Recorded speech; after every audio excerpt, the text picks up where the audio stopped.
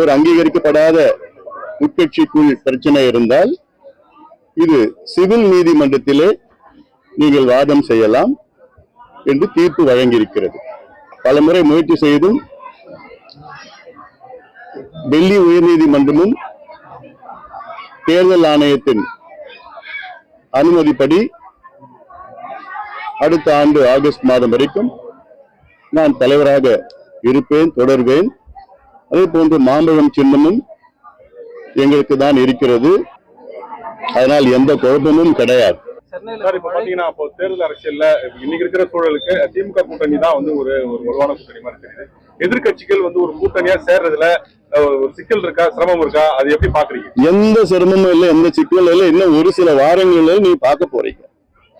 இன்னொரு அமையாம இன்னைக்கு வரைக்கும் இருக்கிறதுனால ஏதோ கொஞ்சம் சில குழப்பம் இருக்கிற மாதிரி தெரியும் உங்களுக்கு. ஆனா இன்னும் ஒரு சில வாரங்களில் நிச்சயமாக மிகப்பெரிய ஒரு பலமான ஒரு மெகா கூட்டணி தமிழ்நாட்டில் அமையும். அந்த கூட்டணியில் பாமக இருக்கும். எங்க கூட்டணி தான் நிச்சயமா வெற்றி பெறும்.